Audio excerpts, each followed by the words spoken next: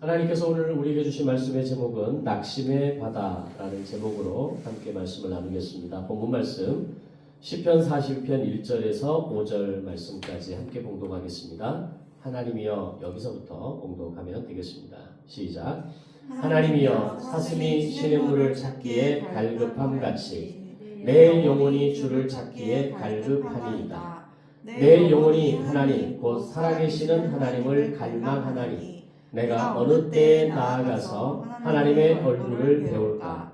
사람들이 종일 내게 하는 말이 내 하나님이 어디 있느냐 하오니 내 눈물이 주야로 내 음식이 되었도다. 내가 전에 성의를 지키는 무리와 동행하여 기쁨과 감사의 소리를 내며 그들을 하나님의 집으로 인도하였더니 이제 이 일을 기억하고 내 마음이 상하는도다.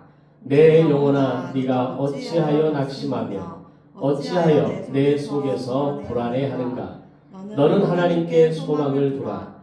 그가 나타나 도우심으로 말미암아 내가 여전히 찬송하리로다. 아멘. 많은 신앙인들이 오해하고 착각하는 것 중에 하나가 믿음이 좋은 사람은 낙심하지 않아야 된다라고 생각합니다. 낙심하면 믿음이 없는 사람으로 치부하거나 믿음이 약한 사람으로 단정 짓는 것도 잘못된 시각입니다. 또한 아무리 어려운 상황에 처해 있다 하더라도 예배를 드리고 말씀을 붙들며 기도하는 삶을 살아가면 언제나 평안과 감사만 있어야 한다라고 생각하는 것도 우리의 착각입니다. 분명히 예배를 잘 드리고 있고 말씀을 붙들고 살기를 고민하고 있고 또 기도하는 삶을 살기를 원하는 마음은 있지만 평안과 감사가 늘 함께 어떤 존재하는 그렇게 살아가는 삶은 아니라는 겁니다.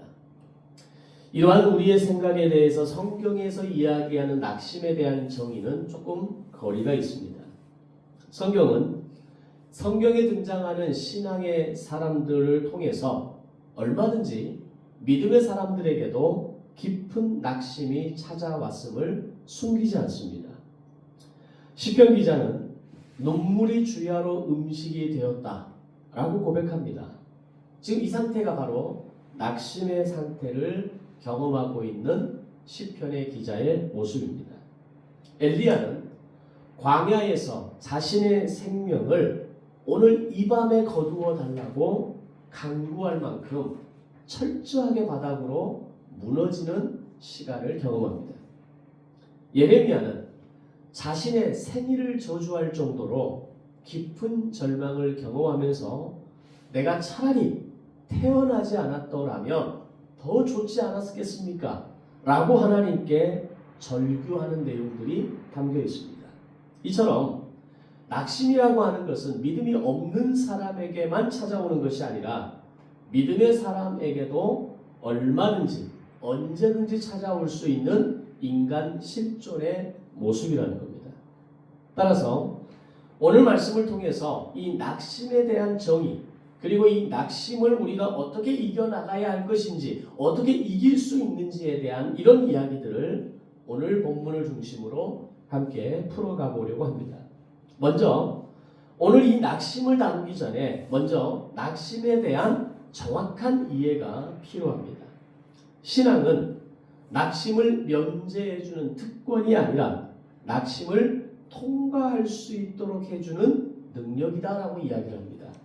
신앙은 낙심을 완전하게 제거하는 힘이 아니라 이 낙심을 지나가게 하는, 그러니까 이기고 지나가는 게 아니라 그 낙심을 온전히 경험하고 철퇴를 맞는 느낌을 경험하면서도 그 터널을 지나갈 수 있도록 하게 해주는 것, 그게 바로 은혜라고 오늘 본문은 그리고 성경에서는 이야기하고 있다는 겁니다. 그리고 우리가 낙심에 대해서 오해하는 것 중에 또 다른 하나는 낙심을 실패의 결과로만 본다는 겁니다. 어떤 일을 실패했을 때, 어떤 일을 실수했을 때, 내가 뭔가를 기대했는데 그 성과를 얻지 못했을 때 낙심이 찾아온다라고 생각한다는 겁니다. 물론 그런 상황에서 찾아오는 실패는 가장 일반적입니다. 그런데 낙심은 실패의 순간에만 찾아오는 감정이 아니라는 것입니다. 그럼 또 언제 낙심이 찾아올까요? 인생의 중요한 어떤 시기를 지나고 난 이후에 내가 정말 어떤 어려운 문제를 그것을 딛고 이겨내서 야 이제는 해결됐다, 이제는 끝냈다 라고 말하는 바로 그 순간에도 공허와 불안 속에서 낙심이 찾아올 수 있다는 겁니다. 따라서 낙심은 부정적인 상황에서만 찾아오는 것이 아니라 반대로 긍정적인 상황, 뭔가 일을 마치고 이제 마침내 끝냈다라고 하는 그런 상황에서도 얼마든지 낙심은 찾아올 수 있다는 겁니다. 특히 아주 오랜 시간 동안 준비해온 일이 마침내 마무리되고 실제로 분명 어떤 성과를 내었음에도 불구하고 이제 다음 걸음을 어디로 가야 할지 알 수 없을 때 이 마음이 낙심의 바다로 가라앉는 것을 경험한다는 겁니다. 따라서 실패뿐만 아니라 성취 이후에 찾아오는 허무함, 공허함, 이 마음도 역시 낙심의 통로가 될 수 있다는 것을 우리는 이해할 수 있어야 됩니다. 자, 이처럼 전혀 예상하지 못했던 여러 케이스를 통해서 우리가 낙심을 경험할 때 믿음의 사람들은 자신의 영적인 상태를 의심하거나 하나님의 뜻을 오해하는 대로 빠져들기 쉽습니다. 그러나 앞에서 말했던 것처럼 낙심은 신앙의 실패를 의미하는 감정이 아니라 우리가 무엇에 소망을 두고 살아왔는가를 보여주는 지표가 됩니다. 낙심이라는 게 잘못됐다는 게 아니라 오늘 내가 정말 열심히 살았음에도 불구하고 내 삶의 중심이, 내 마음의 중심이, 내 성공의 그 목표가 어디에 두고 살아왔는지를 헷갈린다면 그때 낙심이 찾아온다는 겁니다. 오늘 본문 시편 42편은 낙심의 한복판에서 시편 기자가 드려지는 기도이자 노래입니다. 동시에 그 낙심의 바다에 빠진 영혼이 어떻게 다시 수면 위로 올라올 수 있는가를 보여주는 그런 해법의 말씀이기도 합니다. 따라서 오늘 본문은 낙심을 피하는 방법을 말해주는 본문이 아니라 낙심을 지나가는 해법을 보여주는 방법이다. 그런 목적을 두고 있는 말씀이라고 생각하면 좋겠습니다. 자, 그러면 오늘 내가 낙심에 빠져 있는지 또는 내 주변에 어떤 사람들이 지금 낙심의 상태에 있는지를 알 수 있는 방법이 뭐가 있을까요? 그냥 우리는 단순히 화가 났고 단순히 마음이 심란하고 단순히 그냥 짜증나고 뭐 이런 상태인 건데 그것도 그럼 낙심한 겁니까? 도대체 낙심을 한 사람은 어떤 마음의 상태, 어떤 모습을 가지고 있는 겁니까? 라는 이 질문을 통해서 나를 좀 더 명확하게 정의할 수 있는 시간을 가져보고 있습니다. 낙심에 빠진 사람들은 단순히 기분이나 감정의 저하의 상태에 있는 것을 말하는 것이 아니라 그 마음이 깊이 가라앉은 상태를 의미하는 사람이기 때문에 낙심에 빠진 사람들의 얼굴에는 일단 생기가 사라집니다. 삶의 활력을 찾아볼 수가 없습니다. 얼굴을 보면 전혀 삶에 대한 의지, 오늘 나의 삶에 대한 욕구, 내가 지금 나의 삶에서 경험하는 어떤 그 작은 기쁨 하나도 경험하지 못하는 상태, 바로 그때가 낙심의 상태라는 겁니다. 그런 사람에게서 활력을 찾아보기는 어렵습니다. 내가 지금 마음의 상태가 좀 심란하고 우울하고 좀 짜증나고 그런데 일상을 살아가는 데 있어서는 아무 문제가 없습니다. 그리고 좋은 것을 보면 좋아하고 행복한 것을 보면 웃고 그것을 보면 기뻐하고 그건 낙심이 아닙니다. 그냥 우리의 감정이 약간 오르락내리락 하는 상태인 거죠. 그건 낙심의 상태라고 말하기는 어렵습니다. 근데 심각한 낙심은 얼굴의 생기도 감정도 활력도 다 사라지는 상태, 바로 그때가 낙심의 상태라는 겁니다. 그 상태가 되면 작은 일에도 예민해지기 시작합니다. 부정적인 감정이 금방 얼굴에 표출됩니다. 모든 일에 대해서 무기력과 공허함이 끊임없이 밀려오는 겁니다. 왜 내가 그걸 해야 되는지, 그걸 왜 내가 감당해야 되는지 아무런 의미와 목적이 없는 겁니다. 이런 상태가 심해지게 되면 두통, 소화불량, 불면증, 신체의 살이 급격하게 빠지는, 반대로 급격하게 찌는 현상들, 이런 신체적인 증상으로까지 확장된다고 합니다. 이건 심리학에서 병리학적 관점에서 이야기하는 낙심에 대한 증상의 정의입니다. 무엇보다도 낙심의 가장 두드러진 특징은 감사가 사라진다는 겁니다. 노래가 사라지는 것이고, 영적인 개념으로 보면 찬양이 사라진다는 것입니다. 입술에서는 감사의 고백이 사라지고 대신 불평과 체념의 말들이 나오기 시작하고, 분노와 짜증의 감정과 말들이 계속해서 반복되는 상태가 바로 낙심의 상태라는 겁니다. 이러한 모습들은 지금 나의 마음이 깊은 낙심의 바닷속에 빠져 있다는 것을 스스로 깨닫게 하는 징표라는 걸 우리는 알아야 됩니다. 내가 지금 낙심의 바다에 빠져 있는지, 아니면 그냥 조금 기분이 나쁜 거고, 조금 화가 나 있는 거고, 조금 짜증이 나 있는 건지, 이 상태를 구분할 수 있어야 된다는 겁니다. 자, 그러면 이런 낙심의 깊은 바닷속으로 빠지는 것 같은 이 감정의 절망과 이 무기력함과 이 공허함과 이 끝없는 불안감들이 생기는 이유가 뭐냐라는 겁니다. 낙심의 원인을 분석해보면 크게 두 가지로 나뉜다고 합니다. 하나는 상황에서 오고, 다른 하나는 사람에게서 오는 겁니다. 먼저 상황입니다. 우리는 내가 간절하게 원하던 일이 이루어지지 않았을 때, 내가 수고하고 노력한 만큼의 열매가 보이지 않을 때 인간은 낙심합니다. 그때도 낙심의 깊은 바다로 떨어져가는 사람들을 흔히 만나게 됩니다. 반복되는 실패와 좌절, 지속되는 무력감은 우리의 마음을 점점 더 깊은 바다로 가라앉게 만들기 때문입니다. 그런데 이런 상황보다 더 깊은 낙심의 원인을 사람이다라고 얘기합니다. 특별히 멀리 있는 사람, 나를 잘 알지 못하는 사람, 그냥 지나가는 사람이 나한테 한 말, 요거는 별로 의미가 없습니다.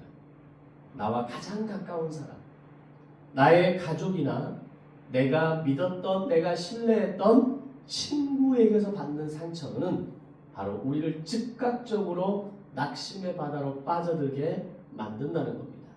특별히 내가 마음을 주었던 사람, 내가 의지할 수 있었던 사람, 내가 신뢰했던 사람, 내가 사랑했던 사람, 그들의 말과 태도가 오늘 나의 마음에 깊은 상처를 줄 수 있다는 겁니다. 심지어는 이 상처는 평생을 살아가면서 낙심의 바다 가운데 허우적거리게 만들어지는 이유가 될 수도 있다는 겁니다.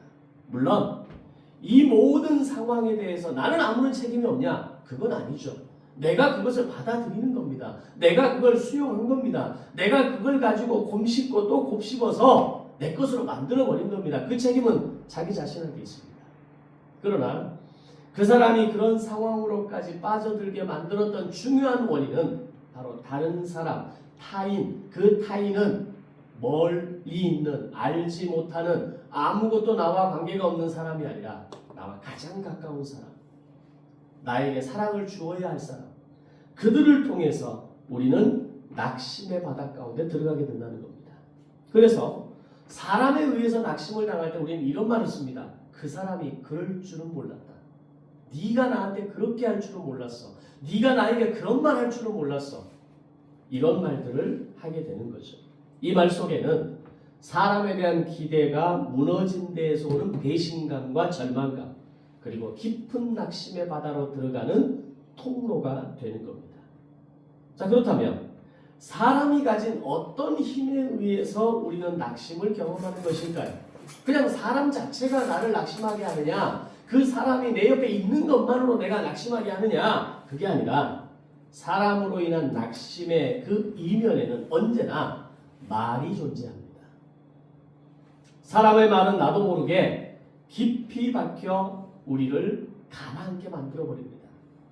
사람의 말은 눈에 보이지 않지만 그 흔적은 매우 깊고 오래 지속됩니다. 상대가 무심코 던진 상처의 말들도 그 순간의 상처가 되지만 오랜 시간 마음에 두었다가 내뱉는 말은 더욱 치명적인 독이 된다는 것을 알아야 됩니다. 왜냐하면 인간의 말은 유통기한이 있다라는 말이 있습니다. 유통기한이 있다는 말은 그 마음속에 내 안에 있는 부정적인 말, 평가의 말, 판단의 말이 내 안에 오래 묵혀두면 둘수록 감정의 부패함이 전달되어져서 그것을 더욱 강력하게 손상시킨다는 겁니다. 그렇게 묵혀진 말들이 터져나오는 순간 열어 죽이는 거죠. 그래서 우리가 흔히 하는 실수가 내가 참는다. 내가 이번만 참을 거야. 내가 이번만 넘어갈 거야. 근데 그게 내 안에 있는 묵혀둔 말들의 감정의 독소가 그대로 개입되어져서 어느 날 내가 더 이상 못 참아 라고 말하는 순간, 그게 터져나오는 순간 우리는 그들의 마음을, 그들의 감정을 낙심의 바다로 빠져들어가게 하는 중요한 도구가 될 수도 있다는 겁니다. 따라서 신앙인은 자신의 언어를 관리할 책임이 있습니다. 마음속에 오래 묵혀두지 말아야 하고 모든 말이 다 필요한 말이라는 착각을 내려놓아야 합니다. 내가 지금 이 말을 너한테 해줘야 돼 라고 하는 것도 착각입니다. 내가 이 말을 너한테 해주지 않으면 네가 어디서 이런 말을 듣겠니? 라고 하는 것도 착각입니다. 내가 모든 말을 다 할 수 있고 내 모든 말이 영향력이 있고 내가 하는 모든 말이 너를 바꿀 수 있다는 것 착각입니다. 나의 말은 사람을 살리는 약이 될 수도 있지만 동시에 다른 사람의 마음을 가라앉히는 심각한 독이 될 수도 있다는 것을 알아야 됩니다. 자, 그러면 이런 숙제가 생기죠. 우리의 마음에 말을 묵혀두지 않기 위해서는 그럼 어떻게 해야 됩니까? 입을 다물고 살아야 됩니까? 벙어리로 살아야 됩니까? 아무것도 생각하지 말아야 됩니까? 그냥 어떻게 하든지 냅둬야 됩니까? 뭐 여러 가지 가능성이 있겠죠. 그것을 내뱉지 않으면 내가 죽을 것 같고 내 안에 오히려 독이 쌓이게 되는데, 그럼 우리는 그 독을, 그 말들을 어떻게 해야 되느냐라고 하는 겁니다. 오늘 본문의 시편 기자는 이 낙심의 원인을 제공한 그 사람을 향해 원망의 말을 쏟아내지 않았다는 걸 보여줍니다. 그는 오히려 자기 자신에게 말을 건넵니다. 뭐라고 하냐면 내 영혼아 네가 어찌하여 낙심하며 어찌하여 내 속에서 불안해하는가. 우리는 이 말씀을 잘못 해석하죠. 네 영혼아 네가 어찌하여 네가 어떻게 그런 행동과 말을 나에게 할 수 있느냐. 우리는 늘 너라는 네라는 표현을 사용하죠. 그런데 오늘 시편 기자는 내 영혼아 네가 어찌하여 낙심하여 어찌하여 내 속에서 불안해하는가. 이거 누구를 향해 하는 말입니까? 나 자신을 향해 하는 말입니다. 낙심을 다루는 성경적 태도가 무엇인지를 분명하게 보여줍니다. 낙심에 빠졌을 때 대부분의 사람들은 나에게 낙심을 제공한 그 원인자에게 분노하거나 원망을 쏟아내는 거죠. 그러나 그런 방식으로 마음이 온전히 회복되는 경우가 없다는 것을 누구보다 잘 압니다. 일시적인 감정 해소는 있을 수 있지만 내면의 회복은 이루어지지 않는 겁니다. 오히려 관계의 파괴가 일어나고 나도 상대도 관계에 심각한 손상을 입게 된다는 겁니다. 그러면 자기 자신에게 말한다는 것은 자기 연민이나 자기 체면이나 자기 합리화 그런 것 아닙니까? 라고 말할 수도 있겠죠. 그것은 결국 자기 자신에게 독을 쌓아가는 또 다른 방법 아닙니까? 라고 질문하실 수도 있겠죠. 그러나 이것은 혹시 기억하실지 모르겠는데 저희가 이전에 교회에서 가르치고 훈련했던 인지치유입니다. 스스로에게 질문하고 답을 찾는 겁니다. 이것이 그렇게 심각한 것이 아니라는 것을 그 팩트를 바라보는 힘을 키우는 질문이 되는 겁니다. 그렇게 그게 너를 상하게 하는 일이었어? 그렇게 그게 네 마음을 괴롭게 하는 일이었어? 그래서 그렇게 네 자신이 망가지는 일이었어? 라고 오늘 나 자신에게 질문을 던지게 하는 겁니다. 인지치유가 그런 것 아닙니까? 사실을 감정으로 해석하지 않고 사실을 사실로 바라보는 힘이 바로 인지치유입니다. 사실을 바라보는 힘을 키우면서 오늘 나의 눈에 비춰지는 그들의 그 행동과 그 모습과 말이 역시 나도 감정으로 인한 해석이라는 것을 알아야 하는 겁니다. 오늘 여기서 인지치유에 대해서 다시 자세하게 말할 수는 없지만 한마디로 자기 자신에게 말한다는 것은 그리스도인으로서 영적인 주체성을 회복하는 행위다 라고 말할 수 있습니다. 감정에 의해서 해석하고 다른 상황에 의해서 비교하고 내 경험에 의해서 판단하는 게 아니라 영적인 주체성을 가지고 그 사람이 그런 상태이구나, 그가 그런 말을 했구나, 그가 지금 이런 상황이구나 라고 하는 그 사실을 있는 그대로 볼 수 있는 힘을 키우자는 겁니다. 이것은 곧 감정에 끌려다니지 않고 감정을 다스리겠다는 결단입니다. 자기 영혼을 방치하지 않고 감정이 올라오는 대로 자기 영혼을 방치해 두는 것이 아니라 오히려 말씀으로 일깨우겠다는 영적인 태도가 바로 오늘 시편 기자의 낙심에 대한 첫 번째 행동이었습니다. 우리의 마음 가운데 낙심이 올라오고 분노가 올라오고 짜증이 올라올 때 오늘 이 시편 기자의 말씀처럼 내 영혼아 네가 어찌하여 그렇게 화를 내며 내 영혼아 네가 어찌하여 그렇게 불안하느냐, 그 불안과 그 분노와 그 짜증이 진정 옳은 것인 거냐 라고 우리 자신에게 물을 수 있어야 한다는 겁니다. 자기 자신을 꾸짖을 줄 알고 동시에 위로할 줄 아는 사람만이 낙심의 바다에서 스스로를 인양하여 수면 위로 떠올릴 수 있는 힘을 가진 사람이 되는 겁니다. 인양하면 우리가 떠오르는 가슴 아픈 예가 있죠. 세월호 사건을 통해서도 우리가 지켜봤지만 그 깊은 바닷속으로 빠진 배를 인양해 낸다는 것이 얼마나 많은 돈과 시간과 기술이 들어가야 했는지를 우리는 경험했지 않습니까? 하물며 깊은 낙심의 바닷속으로 빠져들어간 인간의 마음, 나의 마음을 다시 수면으로 끌어올리기 위해서는 얼마나 많은 시간과 에너지가 필요하겠습니까? 그만큼 힘들고 어려운 것이 배는 돈 들어가고 시간 들어가고 그걸 감당하는 기술력 있는 어떤 크레인만 오면 가능합니다. 시간이 걸릴 뿐이지. 근데 인간의 마음은 그렇지 않다는 겁니다. 인간의 마음을 끌어올리기 위해서는 어쩌면 그 이상의 시간과 그 이상의 에너지와 그 이상의 마음이 들어가야만 인양될 수 있는 겁니다. 오늘 나의 마음에 이 낙심의 바다에 빠진 이 나의 마음을 인양하기 위해서는 나 자신을 향해서 때로는 꾸짖을 줄도 알고 때로는 내 마음을 스스로 위로하면서 진짜 이것이 진짜 나의 감정인지 그것이 진짜 제대로 된 해석인지 내가 느끼는 이 감정이 진짜 제대로 된 감정인지 스스로 바라볼 수 있는 직면할 수 있는 힘이 있어야 한다는 겁니다. 그리고 그 힘들고 어려울 수 있는 방법을 본문은 이렇게 이야기합니다. 시편 기자는 이어서 자기 자신에게 명령합니다. 너는 하나님께 소망을 두라 입니다. 우리가 낙심하는 근본적인 이유가 뭡니까? 우리가 소망의 방향이 하나님이 아니라 자기 자신에게 향해 있거나 상황에 집중하고 있거나 또는 다른 사람에게 초점을 맞추고 있기 때문에 우리는 낙심하는 겁니다. 그런데 나의 지금의 둘러싼 상황을 정직하게 직면한 다음에 이것이 팩트가 아니라 내 감정에 쓴 가면이고 내가 가지고 있는 경험으로 인한 결과라면 이걸 깨달았다면 이제는 나의 소망을 하나님께 둘 수 있어야 된다는 겁니다. 자신의 능력과 성취, 기대의 소망을 두고 살아갈 때 그것이 무너지는 순간 낙심은 필연적으로 찾아오게 되어 있는 겁니다. 자식에게 모든 소망을 두고 살아갈 때 그 자식이 나를 무시하고 그 자식이 나를 배신하는 행동을 보일 때 우리는 낙심합니다. 내가 모든 가진 에너지와 열정을 쏟았던 그 일에서 좋은 결과와 칭찬과 박수를 받지 못할 때 우리는 낙심하는 겁니다. 아니 나는 그렇게 열심히 했는데 나를 인정해 주지 않아? 그럼 낙심이 올라오는 거죠.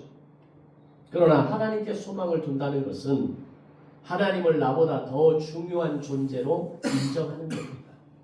이것은 자신의 삶에서 하나님을 주인공의 자리에 모시는 것이고 나는 기꺼이 조연의 자리로 내려가는 결단을 의미합니다. 신앙이 성숙할수록 인간은 자신을 과대평가하지 않습니다.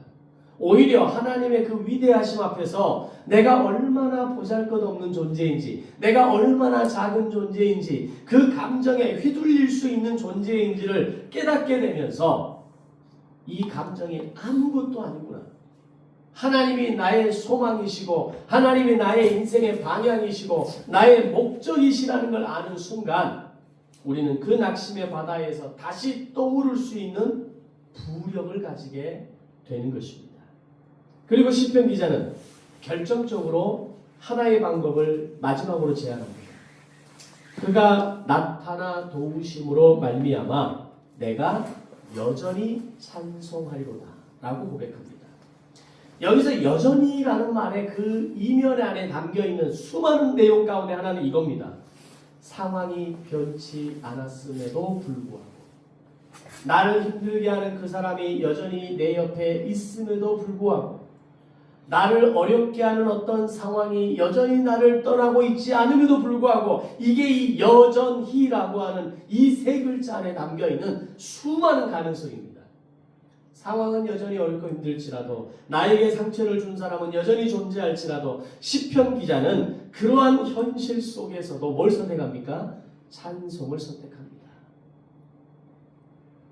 이것은 결코 현실 도피가 아니라 소망의 근거가 상황이 아니라 사람이 아니라 하나님께 있음을 고백하는 시편 저자의 신앙의 고백입니다. 세상의 노래의 특징이 뭡니까? 물론 그렇지 않은 약간 슬픔을 노래하고 뭔가 어떤 그 비관적인 삶의 내용을 노래하는 노래도 있지만 대부분의 노래는 기분이 좋을 때 불러지는 노래가 많습니다. 뭔가를 기대하고 뭔가를 어떤 바라는 마음들 이런 설레는 마음을 표현할 때 노래를 부르죠. 근데 찬송의 특징은 소망의 방향이 바뀔 때 시작할 때 불려지는 영적인 결단입니다. 내 삶의 소망이 상황에서 인간에서 주변의 사람들에게서 하나님께 소망을 두는 순간 찬양은 여전히 불려질 수 있는 거라는 겁니다. 낙심의 바다는 찬송의 바다로 전환될 수 있으며 상심의 바다는 감사의 바다로 인해 바뀌어지는 경험을 하게 되는 겁니다. 우리가 매년 맥주감사주일부터 추수감사주일까지 119일 동안 감사기적 이야기를 써내려갑니다. 그 119일 동안 진짜 감사할 일만 있던가요? 날마다 똑같은 루틴으로 돌아가면서 감사를 찾지 못할 만큼 너무나 평범한 시간을 살아가기도 하고 때로는 감사는 진짜 전혀 나오지도 않을 만큼 화가 나고 짜증나고 오늘 하루가 너무 힘들었다고 말하는 그 어떤 하루가 그 119일 안에 있지는 않던가요? 그럼에도 불구하고 기적 이야기는 그 낙심의 바다, 상심의 바다 한가운데에서 내 삶의 불만과 불평과 분노와 짜증을 기적으로 바꾸는 경험을 하게 되는 겁니다. 이게 오늘 시편 기자가 하나님께 소망을 두는 것이고 오늘 내가 여전히 하나님을 찬송하겠습니다라고 하는 이 고백과 일맥상통한 고백이 되는 겁니다. 말씀을 정리합니다. 낙심의 바다는 누구에게나 찾아옵니다. 신앙이 좋다고 해서 낙심의 바다가 찾아오지 않는 게 아닙니다. 신앙이 깊은 사람도 오랜 신앙의 연수를 가진 사람도 사명을 감당하는 사람도 예외는 없습니다. 저도 지난 시간 동안 얼마나 낙심의 바다에 자주 빠졌는지 여러분은 모르실 겁니다. 낙심의 바다 한가운데에서 허우적대면서 진짜 여기서 그만둬야 되나? 내가 할 수 있는 것은 아무것도 없는 것인가? 결국 내 그릇은 여기까지인가? 그 수많은 낙심의 바다와 질문 가운데에서 헤매던 시간이 저에게도 있습니다. 지금도 저의 어느 한 부분은 낙심의 바다 가운데 있는 부분도 있습니다. 중요한 것은 낙심에 빠졌냐 안 빠졌냐가 중요한 게 아니라 그 낙심에 머물러 있는가 아니면 그 시간은 그 낙심을 지나가고 있는가를 우리는 볼 수 있어야 됩니다. 우리는 낙심에 빠져 있는, 머물러 있는, 거기에서 허우적대는 인생이 아니라 낙심을 지나가는 인생이 되어야 합니다. 그건 낙심을 이겨내는 인생이 되어야 합니다와 전혀 다른 이야기입니다. 어떻게 낙심을 이깁니까? 어떻게 내 감정을 다 이기고 살아갑니까? 낙심이 다가올 때, 어려운 일이 다가올 때 우리가 어떻게 날마다 승리합니까? 그러나 어려울 때도, 힘들 때도, 괴로울 때도 그 낙심의 바다 한복판에서 묵묵히 통과할 수 있는 힘, 저는 그것을 진짜 신앙의 저력이라고 생각합니다. 그게 우리가 소위 이야기하는 내공이라는 겁니다. 힘이 있어서가 아니라, 그럴 만한 능력이 있어서가 아니라, 승리해서가 아니라, 비록 승리는 못했지만 그 시간을 묵묵히 통과할 수 있는 힘, 그건 진짜 신앙의 내공이 있는 사람입니다. 낙심은 잠시 머무는 바다일 뿐 우리가 정착해야 할 땅이 아닙니다. 시편 기자처럼 먼저 첫 번째로 자기 영혼에게 말을 걸 수 있어야 됩니다. 내 영혼아, 오늘 네가 왜 그랬니? 내 영혼아, 오늘 너는 왜 그렇게 힘이 드니? 내 영혼아, 왜 그렇게 너는 쭉 처져 있니? 우리 자신에게 말을 걸 수 있어야 됩니다. 그리고 두 번째로 소망의 방향을 하나님께로 둘 수 있어야 됩니다. 세 번째, 우리는 여전히 하나님을 찬양할 수 있어야 됩니다. 이 세 가지 해법을 기억하시면 우리는 다시 수면 위로 떠올 수 있을 겁니다. 그런 용기 있는 선택을 할 수만 있다면 우리의 환경과 내 주변의 사람은 그대로일지라도 우리의 마음의 중심은 달라지게 될 것입니다. 낙심은 끝이 아니라 찬송과 기도와 감사로 나아가기 위한 통과 지점이라는 것을 기억하십시오. 그러므로 낙심의 바다를 지나고 있는 모든 성도들이 이 고백을 저와 함께 붙들기를 소망합니다. 그가 나타나 도우심으로 말미암아 내가 여전히 찬송하리로다. 아멘. 기도하겠습니다.